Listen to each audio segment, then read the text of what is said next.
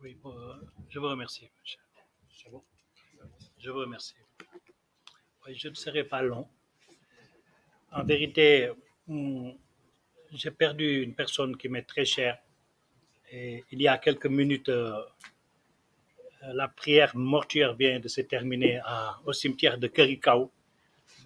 Je voudrais, en tout cas, avec votre permission, évoquer en quelques secondes la figure de l'illustre disparu, Mamadou Wade, économiste, journaliste communicateur de Rufisque, que le doyen Goumbala doit certainement connaître parce que c'est un des meilleurs fils du Sénégal, un des meilleurs de votre génération, qui a particulièrement brillé sur tous les fronts, un économiste de premier ordre, qui a fait de très très très bonnes choses pour le Sénégal à l'extérieur de ce pays, ici même, mais malheureusement ici il n'est pas connu, c'est le lot du Sénégal, c'est le Sénégal qui est comme ça. Un garçon, un monsieur très bien.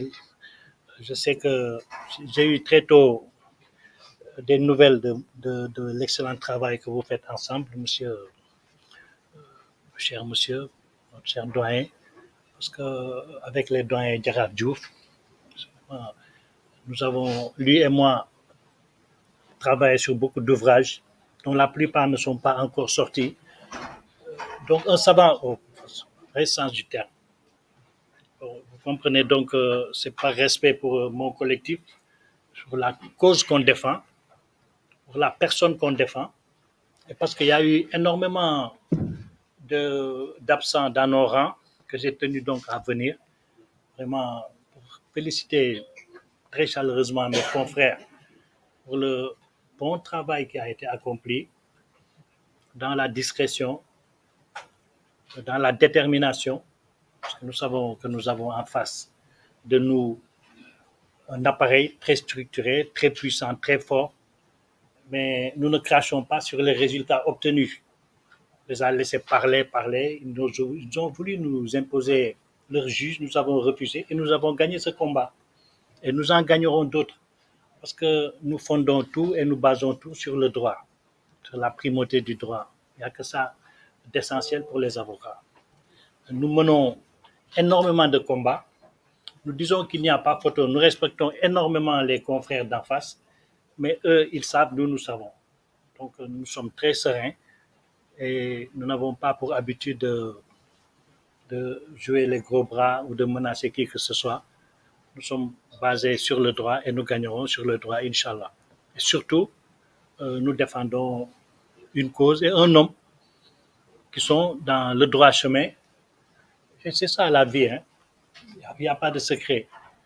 Comme disait l'autre, la vie, c'est 3 jours. C'est hier qui est déjà passé. Aujourd'hui, qui est une grâce que Allah nous a donnée. Et demain, c'est un mystère qui ne lui appartient qu'à lui et à lui seul. Mais dans l'expérience des choses, on apprend beaucoup de choses. Aujourd'hui, le projet de Ousmane gêne. Ousmane lui-même, il jette.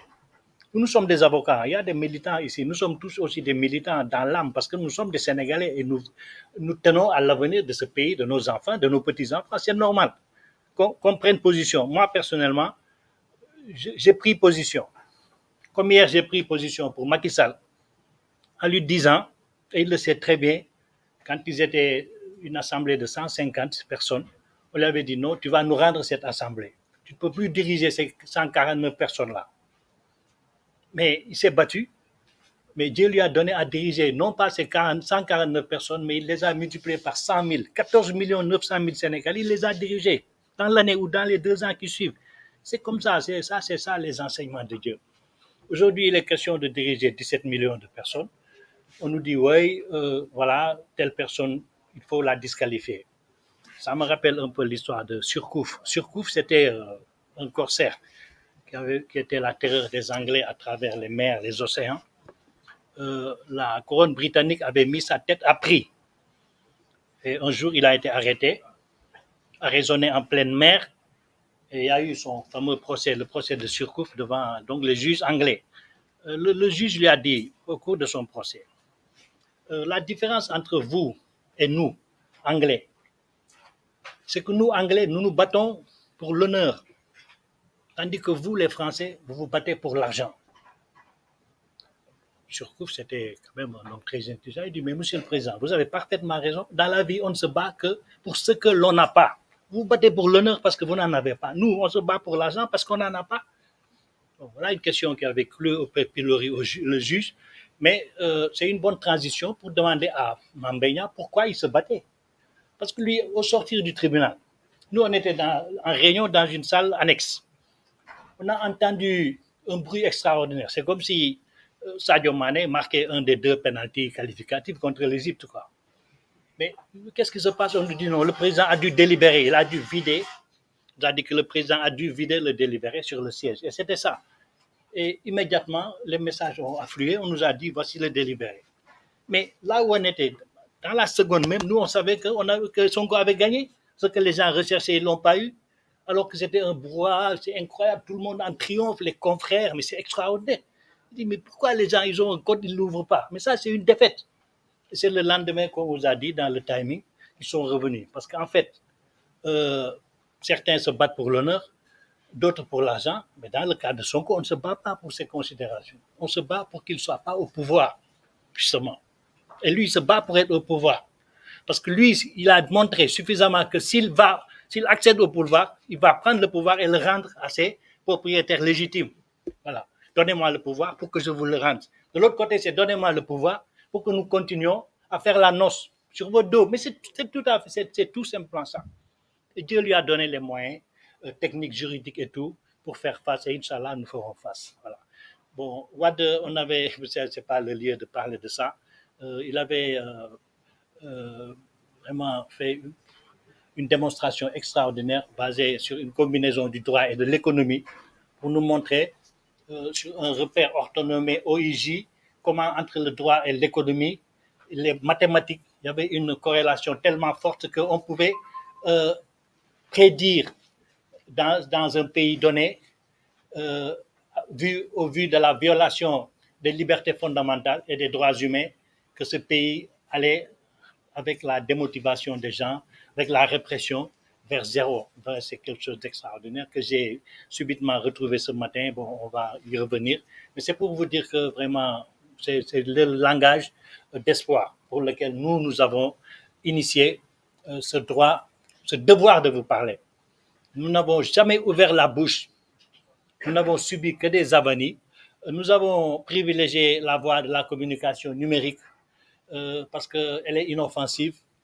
Et si on simplifie cette communication, ça peut entrer dans les esprits. Et c'est pourquoi nous n'avons jamais voulu faire le tour des plateaux, insulter les gens. Non, non, non. Nous ne sommes pas éduqués dans ce sens et nous ne sommes pas formés dans ce cadre. Nous avons par contre, il faut le savoir, le monde entier qui a les yeux rivés sur le Sénégal. Beaucoup de confrères, comme nous avons eu à aller défendre la démocratie, les droits de l'homme dans d'autres pays, en Afrique et en Europe, et des confrères sont là, disponibles, qui vont venir. Et quand ils vont venir, ceux-là, on ne va pas les chasser de l'aéroport, parce que peut-être s'il faut se taire, eh bien, ils vont se taire et ils vont venir. On ne paie rien pour attendre. Il faut qu'on sache qu'on est dans un grand village planétaire où tout ce que vous faites, où tout ce que vous dites, vraiment est relayé à la vitesse de l'éclair. Bon, ce qui s'est passé, on vous l'a dit, dans ces procédures, ils sont un défi au droit, parce qu'on ne peut pas comprendre dans des procédures comme ça que le procureur vraiment soit la tête de proue du combat, mais c'est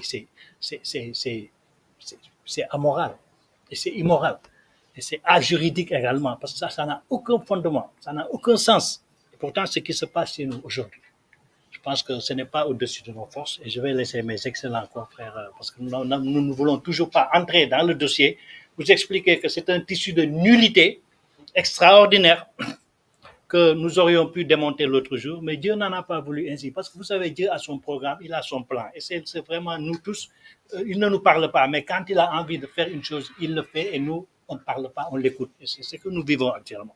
Je vous remercie.